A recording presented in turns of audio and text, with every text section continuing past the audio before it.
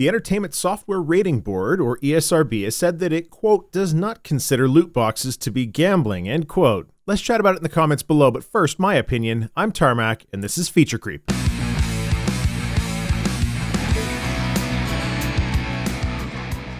Middle-earth: Shadow of War is out in the wild, and despite what most seem to feel, that it's actually a good game, it is definitely getting its share of controversy because of how it handles microtransactions and loot boxes. For a predominantly single-player game, an end user is frequently pushed towards the digital store, which contains blind box loot which can be purchased for real money. Some variants of the loot boxes can be bought with in-game currency as well, however some in-game items, most notably the legendary orcs which help you in battle, are not available by the in-game currency loot boxes and must be acquired in other ways in-game, which is a very rare occurrence. Some folks are upset by the multiplayer effects this has, and others are upset that a single-player game has loot boxes of any kind. Meanwhile, some folks have no issue with this at all. Kotaku sent a message out to the ESRB asking whether they had a position on these loot boxes constituting gambling, a position that I have argued in favor of several times by this point. The ESRB, for reference, is the rating organization that many parents ignore when picking up games for their kids. The ESRB sent back a response, and I'd like to quote the full thing because it's both necessary to hear and also relatively easy to deconstruct. The quote, ESRB does not consider loot boxes to be gambling. While there's an element of chance in these mechanics, the player is always guaranteed to receive in-game content, even if the player unfortunately receives something they don't want. We think of it as a similar principle to collectible card games. Sometimes you'll open a pack and get a brand new holographic card you've had your eye on for a while, but other times you'll end up with a pack of cards you already have. End quote.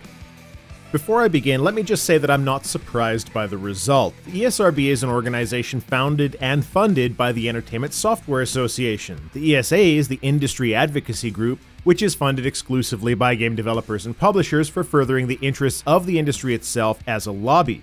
What? You thought the ESRB was a watchdog group out to protect gamers? Ever wonder why there's only 25 adult-only rated games on their site? Mostly sex-related games, with things like Manhunt 2 and Hatred to round out the list. Mature rated games are listed as ages 17 and up, with adults only being 18 and up. So the two strongest ratings, being separated by an amazing single year of player maturity, combined with the suspicious way that games like South Park: The Stick of Truth is somehow less mature than Leisure Suit Larry, is dubious at best. On with the show. Their claim that loot boxes do not need to be signified as gambling boils down to a comparison between loot boxes and collectible card games like Pokemon or Magic the Gathering, and it hinges on the idea that there is no zero result, no scenario in which the player gets nothing at all. You'll always get a package of content for your money, even if the content held within is undesirable. This position is untenable for a few reasons. The first is the idea of this definition permeating the greater gambling industry. If you believe that casinos would magically be off the hook of regulation and consumer protection if slot machines merely always gave you a penny or some other nominal value on every wager, then you're delusional. This is the stated position of the ESRB, that the lack of a zero outcome means it's not gambling. If they always gave you a little win, small enough so that the house always wins still, it would also still be considered gambling. The lack of a null result is irrelevant. Casinos are regulated because of the addictive and damaging nature of the business that they do. Gambling definitions around the world include the phrasing, wagering a thing of value for a chance at another thing of value. And no definition of gambling that I have encountered includes any mention of a requirement for a zero return on a single wager.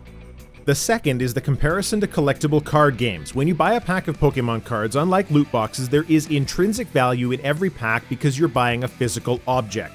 The rarity of the items inside the pack are controlled by the manufacturer, but the overall end value is determined by an entirely third-party market which you can engage with if you wish, and that the manufacturer cannot control. This is not the case in video games. In every case, there is zero intrinsic value to the items you're receiving. The EULA specifies that we do not own our games and we do not own anything associated with our games, we just license their use. This means that every loot box transaction is a zero result, with the notable exception of Valve, who both controls the drop rate and makes direct revenue from item sales on the marketplace.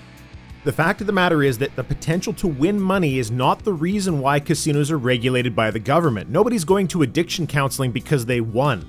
According to numerous studies on the matter, gambling addicts are addicted precisely to the wager, not the feeling of winning. It's the psychological tension of putting down real hard-earned money, having a period of suspense where you are in many cases shown what you could be winning, and then of course the final result at the end.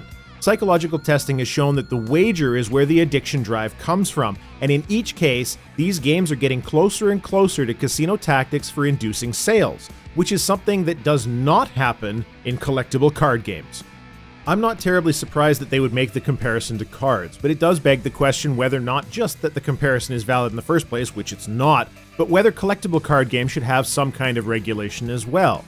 The issue at play here is that we, the consumers of the video game industry, cannot trust the developers to not abuse their position of power with loot boxes. There are no acquisition rates of certain items being made known. There are no watchdog organizations to keep an eye on things.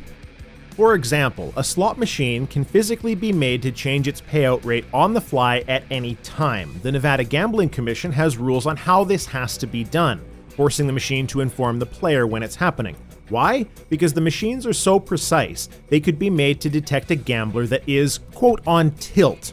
Video game architecture is as precise. This is not to accuse any devs directly of doing this, but the fact remains that they could. When somebody is susceptible to buying microtransactions, it's entirely possible they could be reminding that person more often in-game that loot boxes are available.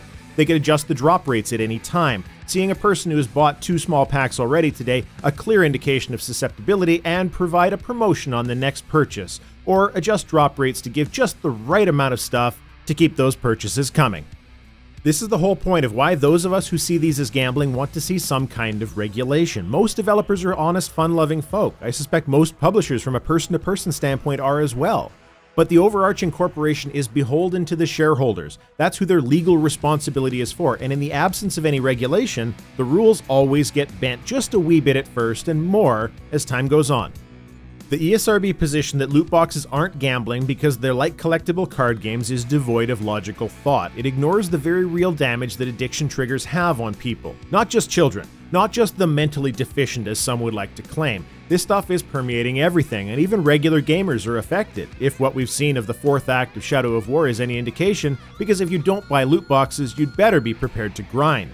Loot boxes aren't physical goods with intrinsic value. They're virtual goods with no value. Gamblers are addicted to the wager, not the win. And even if gambling was always guaranteed to give you something, just a little bit, it would still be gambling according to every Gambling Commission definition I've read so far, which would be somewhere in the area of 20 or so across North America, because they care about the wager, not the win. What the end consumer needs the ESRB to function as is an information outlet. Their job isn't supposed to be to make statements for or against a game feature, whether it's good or not good, merely to provide information and rate things appropriately. Now, say what you will about the source of their funding, and I'm unlikely to agree with you. The ESRB isn't really a friend of the consumer, but rather a marketing tool. How games get slotted into ratings can easily be a badge of honor, given how the greater game industry actively markets mature games to teens, and has even admitted in some cases doing so. I'm not surprised that they went this way, but I am disappointed. The ESRB rules for ratings have real gambling and virtual gambling. If we don't own the goods we're buying because of the EULA, everything is a 0 result. This falls much more appropriately in the ESRB definition of virtual gambling, except that it also has that added benefit of requiring real money to engage in. Either way, I think the ESRB needs to make some changes to how it categorizes these things, and to be perfectly honest, I think that loot boxes belong in the adult-only category, simply because they are very specifically designed to abuse all of the same addiction triggers that a casino does, which is why the publishers all employ psychologists now. More to the point though, very little will happen on loot boxes until some form of gambling-related regulation occurs. Having a watchdog organization of some kind ensuring that drop rates aren't being manipulated on a per-user basis, that addiction information is presented to the customer, that the rules aren't being broken, it's a very small thing to ask in exchange for the billions upon billions of dollars the game industry brings in from blind box microtransactions every year now. It is as simple as that. What do you think of the ESRB statement on loot boxes and gambling? I know not everyone agrees with me on this stuff, which honestly is where most of the best conversations come from, so drop your comments down below. Feature Creep is a regular segment on the channel brought to you ad-free, and I couldn't do it without the generosity of my backers on Patreon. YouTube sure as hell isn't going to pay a living wage ever, so your support helps immensely. Thank you very much. My name is Tarmac. That's all I have to say.